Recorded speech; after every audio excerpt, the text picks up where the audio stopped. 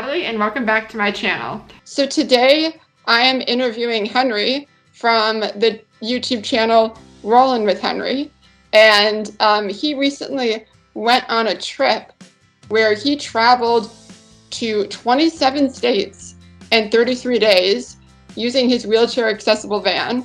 How are you doing today, Henry? Natalie, thank you for having me. I'm doing great. Appreciate being here. So could you just tell us a little bit about your channel and the type of videos you make? Sure. I started my channel a few years ago, back when I got out of the hospital from respiratory failure. And my family thought it'd be a good idea for me to share my story, my fight with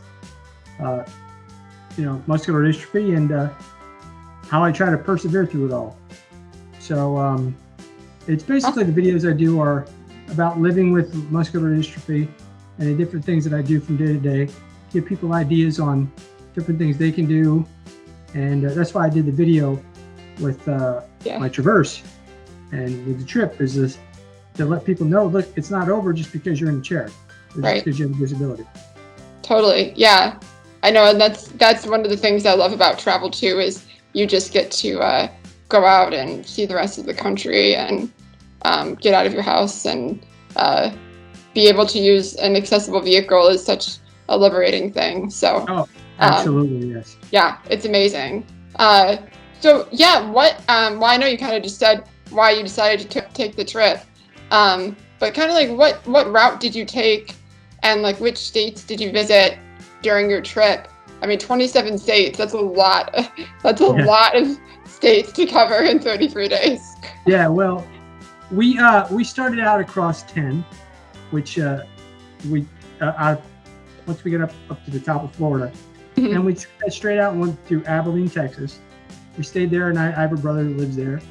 And then we just kept going down that road. Went on historic Route 66. We wanted to see that. Yeah. Through New Mexico into Las Vegas. And from there, we spent 6 days in Las Vegas. It was all right. It's not my kind of area. Yeah, I was gonna say, how was Vegas? Yeah. There's a lot going on there. Yeah. I'm more of a laid back kind of country boy. So like all that hustle and bustle. Yeah. It was great to see, for the first time, never seen it, but I couldn't do that all the time. Yeah. Then we left there and went up through Utah. We did see the Grand Canyon while we were there. Wow. Amazing thing to see. Went up through Utah into Montana. We stopped in Darby, Montana. That is where they filmed the TV show Yellowstone. I love that show. Yes. I just started watching it actually about a month ago. I think I'm on season 2 right now, 2 or 3. Oh, no. Yeah. Well, this is the final season. Oh, really? Yes. Okay. Final season. So we saw where they filmed that.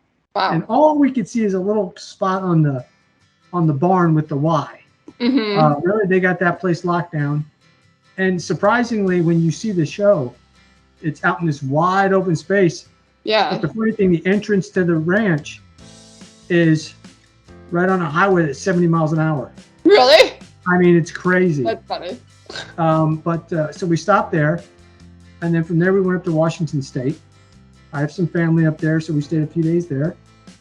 Left there, went down into Montana again, stayed in Gardner, Montana, which is right outside Yellowstone, the north entrance, and stayed there for 2 days, but did Yellowstone one day entirely. Spent the whole day there, and we didn't see close to anything what that place has to offer. Yellowstone was an amazing adventure. But you see buffalo just walking down the middle of the road, all kinds of animals. It was incredible. So from Yellowstone, we then went to South Dakota. We spent about 6 days in Rapid City because there is so much around there to see. You have Deadwood, Sturgis, you have Mount Rushmore, Crazy Horse. Chapel in the Hills. Yeah. But there is so much to see there. The Badlands, which was incredible, by the way. the Badlands was insane. How was Mount Rushmore, accessibility wise? Like, There was was it all kinds of handicap parking. really? Oh, Yep, good. the ramps everywhere. Um, it was cold. Yeah, This cold boy, I yeah, bet. it was cold out there. But I had no problems getting in to see anything, going anywhere out to the observation deck. Yep, no problems at all. Awesome. That's awesome. Yeah, that's one place that I really want to go to sooner or later. But yeah, I was wondering if you were able to get up and actually see the mountainside or not, or if it was Oh, you you had to can like pull right up. climb up a bunch of stairs. Yeah, you can pull right up there, drive right up, and I tell you what, when you first see it, you're like, I thought it'd be bigger, Really? but I saw it far away. Yeah. But when you go through and pull up into the as far as you can go, and you look up, you're like, yeah, it's as big as you thought. Yeah. Wow. We saw Crazy Horse too, Wow. which was really neat. But one of the things that I enjoyed most was going to Little Bighorn, where it was the Custer's Last Stand. You stand there, and you're seeing little markers all over the place where these soldiers fell and the Indians fell. It was just very humbling. But yeah, it is out in the middle of nowhere. Wow. It's like you would think there's just stuff around it, but it is just wide open prairies. Yeah. That's crazy. But what else did we see there? Deadwood was really neat to see. I'm not sure if you're familiar with Deadwood, but that is where Wild Bill Hickok, if you ever heard of him. Okay. Wild Bill Hickok was killed there. And you can see his grave. Unfortunately, I wasn't able to get there because it is extremely steep. Really? It was all muddy. Yeah. Oof. I had bald tires, so couldn't really get up there. But no, it was incredible to see. Yeah, I went on a trip in Utah, and we saw just like so many open prairies and things like that, and it's just like it's so nice to just be able to go out and see nature and all those like historic monuments like what you were talking about that are out in that area and up north and just in all of the wide open spaces in the United States. There's so much to discover in this country. It's crazy. It's some of the driving through New Mexico, just for instance. I mean, we're driving down the road and all of a sudden there's a sign, Billy the Kid's grave next right. It's like, oh my gosh, you have to go see that. Yeah. Yeah. And you literally pull in, and it's this real like out of the way little cemetery, nothing grandiose about it, and you just go in and there's his headstone. Oh. It's Awesome. really neat. Yeah, that's cool. So after that, did you drive back to Florida from there, or? We went from South Dakota. We went to St. Louis, Missouri. Okay. We saw the Arch. My son is an avid baseball fan and he loves the Cardinals. So we went to see Busch Stadium and everything that had to offer there. I would be careful when you're going to different places. One of the things you want to do, if it's a thing that concerns people, which if I would have known, we might not have stopped, but you want to check the crime rates of the areas you're going to be staying in. Because I didn't know this. We pulled into the hotel and in St. Louis, and I'm looking around and there's like guys with guns. And I'm like, what's going on? So they were just sidearms. But and there were like 3 or 4 of them in the lobby. And the next day I came downstairs and I saw them again. And I said, hey, can I ask you a question? Are we in danger here? And he said, do you plan on going out at night? I said, no. He said, no, as long as you're staying in a hotel, you're fine. We checked out the crime statistics. St. Louis is a rough place. And we did, and it is one of the highest crime-ridden cities in the country. Wow. Didn't know that. Yeah. I didn't know that either. I've never stopped in St. Louis. I've only driven through it to to get from because I drive from Los Angeles to Michigan once in a while, and so I've driven through St. Louis. But wow, I didn't know that. Yeah. Yeah, that's definitely something you have to watch out for. Too. Yeah. And depending on where you stay in Spokane, you've got to be very careful because on one side of it, they call it the Y. Mm-hmm. On one side of the Y, it's fine. But if you go to the other side of the Y, it's homeless, just terrible. Crimes, terrible drugs. And our original hotel was in that area. Ooh. So we canceled it, and luckily we found a better one. But pay attention to where you're staying for sure. Definitely. So did you plan your hotels ahead of time, or did you kind of look day of for places to stay?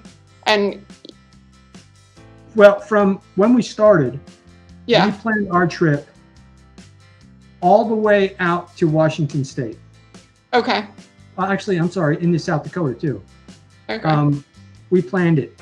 Now, granted, we changed hotels because we didn't know where we were staying. Yeah. From South Dakota, it was all on the fly. Now, I didn't get a roll-in shower every place I stayed. Mm-hmm. Just if I was going to be spending a long period of time, like in Las Vegas, Washington State, and South Dakota. I made sure we had a roll-in shower, so I was able to take care of that. And the hotels, actually every place we stayed, save like Gardner, Montana, mm-hmm. the hotels were pretty good. Wow. Now, Gardner, Montana is a really little town. And at that time of the year, it's extremely expensive because it's peak season for tourism for them. So you're going to pay for a room, but I tell you, it's well worth it. Yeah. I would recommend to people to stay in a little bit better of a place just because it's safer all the way around for your family and yourself. Mm-hmm. Yeah. And I know I saw in the video that you usually use a Hoyer lift. Mm-hmm. Was it difficult to find rooms that can accommodate the Hoyer lifts, or was that not really too much of a worry for you? Or the hardest part with the Hoyer lift is most places are carpet. And the Hoyer lift with me in it does not roll very well. So that's the biggest issue that I find when going to these hotels is the carpeting, and then what they call so-called like the beds. My Hoyer lift needs to slide under the bed. Yeah. A lot of them are platform beds. So it's like they get me so close, and then I have to lower myself down and be pushed over as I'm lowering down. But that's the other big thing is the beds. And you know what's really funny is the more expensive hotels are some that are least accommodating. I've noticed that too. You know, like the Hilton, I'm like, yeah, the amount of money you pay here, it should be a lot better. I know. I've noticed that too when traveling. It's so strange. And I've also noticed too that a lot of times, I don't know, at least for me, when I've found hotels in smaller towns, those a lot of times were like better. They were more accessible. Mm-hmm. And then like you're in like the larger cities, and I like could not find the life of me. Yeah. But you know what's funny is it's really interesting how that is. When we were looking for hotels out in Washington State, there were so many that I called that had absolutely no handicap accessible rooms. Really? None. Yes. Wow. I was shocked by that. In today's world, especially in that state, they don't have handicap accessible rooms. Yeah. And when I say handicap accessible, they say, no, we don't have any. That's baffling. Yeah. I've never run into that. I have run into the issue where like a hotel doesn't have any rooms with roll-in showers. Right. I've run into that a lot, yeah. Yeah, but never, that's interesting. I've never been to that state, so But yeah, wow, that's crazy. Yep. I know it. So, Yeah, it's definitely something that these companies need to work on, just to remodel at least like 1 or 2 rooms, make them accessible. Like, right. I mean, and it's I don't so much. It's understand. not that In hard. this day and age, it's like, yeah, The best hotel that I stayed in throughout the entire trip was a Red Roof Inn in Danville, Pennsylvania. wow, It had hardwood floors, so my that's lift rolled awesome. fine. The roll-in shower was a roll-in shower, legit roll-in shower.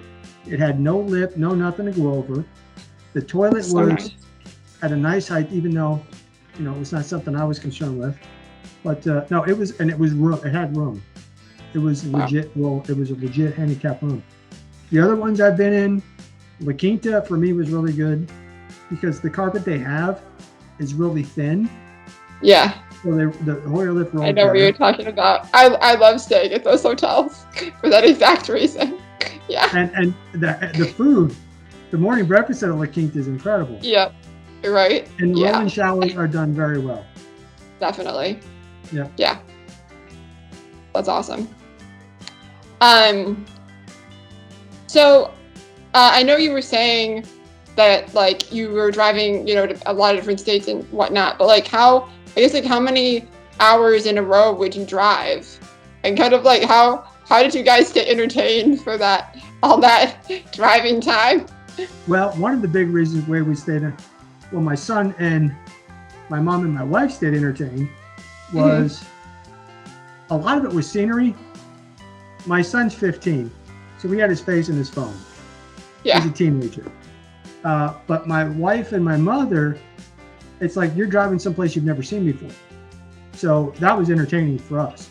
Mhm. But I did get, like, in my car, you can do Wi-Fi hotspots Oh, in my nice. car, and I turned that on for the trip, and it worked incredibly. So they were able to play on their phones and do that stuff. The amount of hours I drove per day varied. The longest stretch that I did was I drove from my home in Spring Hill, Florida, to Abilene, Texas. I did it Okay. straight through. That was about 20 hours. Wow. Yeah, I did not, never again. No. You're like, no, No. that's insane. Jeez, the most I've ever, I mean, I don't drive myself, but the longest I've been in a car would probably be like 10 hours. 10 hours is probably my limit. Well, and that's what we tried to do. Yeah. After that stretch, we tried to break it up to where it was, because you figure a 10-hour drive with all the stops that you do equals out to Yeah. about 13. Right. So we tried to keep it about that time. After that, the longest stretch was going from South Dakota to St. Louis.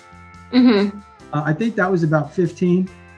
Okay. You know, because we were going from St. Louis, our trip was going to go to Tennessee. Yeah. But instead of going to Tennessee, we went to Pennsylvania. That's where I'm originally from. Wow. So we saw some family. Yeah, that's awesome. Yeah. So what kind of car do you have? And did it work well for the trip, or what? I guess like what did you do to make your wheelchair accessible van work for you? Do you have a specific ramp or set of tie downs that you use, or? Well, my car we use. I have a 2021 Chevy Traverse RS, built by Braun Ability. It has an in-floor ramp. Okay, and my mom's gonna come in through the door here in a minute, so you'll see her walk in. She just dropped my son off from school, but we made it work. I didn't use tie downs. I used Paravan hand controls in it. Since I drove the entire trip, I use an easy lock system, and that locks my chair into the floor of the van, or into the floor of the Traverse, so I can't slide. We just made it work. We put luggage on the roof, luggage in the back. Yeah. We had stuff crammed in everywhere we could get it, and the car worked incredibly. There was no bottoming out. There was nothing like that. It really ran well. I hope that's satisfactory. Yeah. The hand controls were awesome. the car pretty much drives itself. Mm-hmm. I mean, really, it's very responsive. I use a little joystick. Okay. And I tell you, it's just like the joystick on your chair. Yeah. It just goes right or left. That's how I turn. Oh, really? And, yes. Oh, Natalie, that's you so should look annoying. into it. Yeah, because Yeah. I don't drive because I've always been thinking about like I don't know kind of what the different hand controls are, and just I mean, well, for me, I do have limited range of motion in my neck, so that's always my concern. But I definitely want to try it at some point.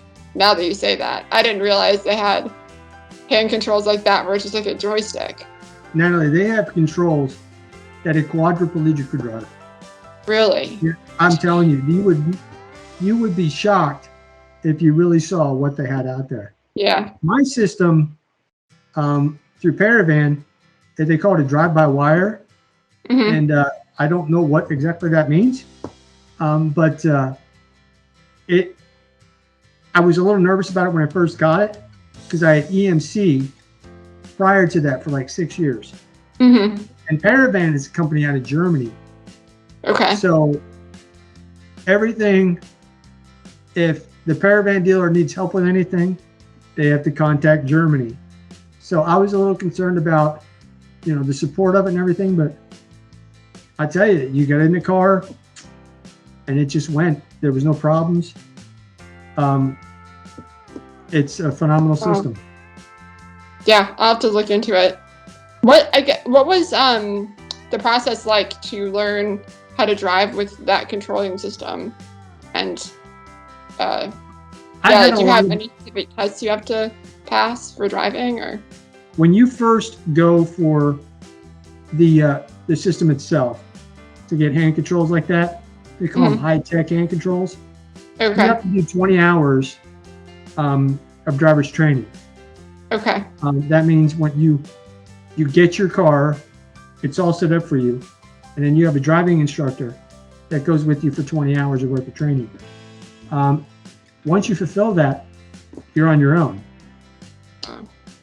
It was like learning how to drive all over again. Yeah. When I first got 20 miles an hour, to me seemed like, oh my gosh, I'm going too fast, Yeah. It was a little scary. But just like anything else, you start to get used to it, and it's like becomes second nature. When I got this new system with the joystick, that was a little tricky. Yeah. Because the joystick, they can set it up on sensitivity levels, depending on your physical ability. And, I didn't realize how sensitive it was going to be. Mm-hmm. And I went to turn, and I hit the joystick, and boy, I about put myself through a wall. Oh no! I didn't. Yeah. It's different. But once you learn it, it's not a problem. I was doing 80, 85 miles an hour down the road, and just had my hand right there by the joystick, but the car drove itself pretty much. It was incredible. Yeah. Geez. Now you're making me want to look into driving. You should. In LA, you have to drive everywhere in Los Angeles. You can't, there's no like good public transportation system, they have public transit obviously, but you need a car in LA. So yeah, that'd be great if I could drive myself some places. Yeah. So what are some of the other benefits of the Traverse? Because I noticed in your video too that you were able to plug your ventilator into the van itself. So I guess like how did that work? Well, when they set up these vans, I'm assuming now, but when they set up these vans, I think what they do is look at the kind of stuff that people might need in one of these types of vehicles. And it had like a regular wall outlet. Oh, cool. A regular 110 outlet. It's put right in the van. And I'm like, I wonder if that'll work. Well, the outlet worked, but I'm like, how would it work if I was driving my van and wanted to get on my ventilator? Yeah. And we did it, and boom, it worked awesome. On the long days, I'd start to get tired. I'd throw that vent on and drive another 10 hours. Great. You know, it worked perfectly. Yeah. Those vehicles, when they do the modifications, like I said, I believe what they have to do is think of possible equipment people might need, and they make those things be able to use it. And like that power outlet, anybody with a ventilator that needs 24 hours, that needs it 24/7, they get in, boom, there it is. And I really think that Braun considers that when they build these things. You know, they're not cheap by any means. And but if you look at the way my van is set up and the technology behind it and the amount of engineering that went into just getting the door to swing the way it does, it's like the door, the way it swings, I was told was a Boeing engineer went to work for Braun.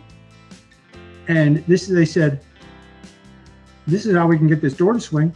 And it swings just like the door on an airplane. Oh. Swings out just like a door on an airplane, yeah. That's nice. Yeah, it's incredible.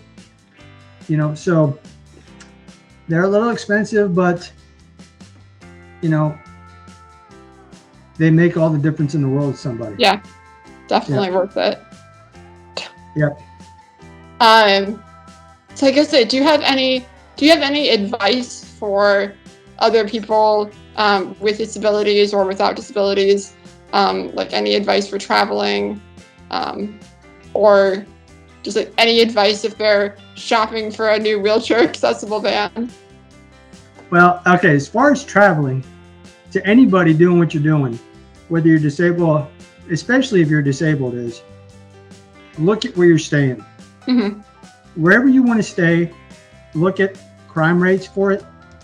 Look at, when you're doing hotels, read the reviews. I recommend, you know, it's spending a little bit more money on your hotel room because you're going to be better off in the long run. If, you know, you stay at a nicer place, it's the old adage is you get what you pay for. It's that simple. So that's one of the other things I recommend. 2 is do anything you can to save money. We packed food in a cooler, food and drinks. So we were able to save some money by taking food with us. Stopping, having a sandwich, drink of water, that kind of stuff. That's another way that, you know, you can do things to save some money. And another one is look at getting different gas stations. If you sign up with them, you can get a card, save 33 cents a gallon or 10 cents a gallon, you know, when you use this card. And that saved us a bunch of money. Because gas, out in Washington State, gas was almost $5 a gallon. Oh my gosh. Yeah. Jeez. One place we saw it was $4.89. Yep. It's crazy how expensive gas is now. Yeah, and I tell you, my Traverse is, with as heavy as it was, it drank gas like crazy. I think we were getting like 17.8, 17.9 miles per gallon. But again, we were really, really heavy. As far as looking for a wheelchair van, if you're in the market for it, really it's going to be whatever you want. Are you going to want to drive? Are you going to want to just be a passenger? That changes the kind of configuration you're going to want. If you're just going to be a passenger, look at a rear entry, you know, wheelchair van. If you're going to want to drive, you want to do side entry. But I recommend you, I mean, people can email me, ask me any questions they want. But if you're going to look into getting high-tech hand controls and going through that way, you're definitely going to want to wait until you get the whole process done. Because I was going to go out and buy a van my first time. And the guy told me, don't. Because when it comes time for you to get your van, you're going to get one already converted from Braun. Meaning the floor is going to be dropped and the ramp's going to be installed. But if I would have gone out and bought it, I would have had to send it to Braun in Indiana. They would have converted it and sent it back to me. Which would have increased the time for me to get my van by a few months. Wow. So know what you want to buy. What is it you're going to want to do? And do you need to buy brand new? I don't think so. Yeah. There's a lot of good deals out there you can get on used vehicles. Cool. Awesome. All right. Well, thank you so much for everything and for all the advice. That's so helpful. And yeah, it's been great talking to you. Could you just tell us what your YouTube channel is and any like social media or contact information you'd like to share? Yeah, sure. My YouTube channel is simply Rollin with Henry. You can go out there. I have videos about my Traverse, about test driving a track chair, just a whole bunch of stuff. I'm on Instagram and Facebook. Cool. Please feel free to follow. Do like, share, comment. Let me hear from you. Email me at rollinwithhenry@gmail.com. And I look forward to it. It was great talking with you, Natalie. Yeah, Thank you for the opportunity. I really appreciate it. Thank you. And let me know when this is posted. Cool. Yeah, I will do. And I'll leave your contact information in the description below this video so everyone can reach out to you. And I really appreciate it. check out some of your awesome videos. I love All your right. content, by the way. I've been Thank watching you. I it. like yours too. Yeah. You do a great job. Thank you. Yeah, you Very too. informative. Thank you. All right, well, that's it for today's video. If you've enjoyed today's content, don't forget to like, subscribe, and click that little bell button down below to receive a notification the next time I upload a video. I hope you have a phenomenal day, and I will see you next time. Bye, guys.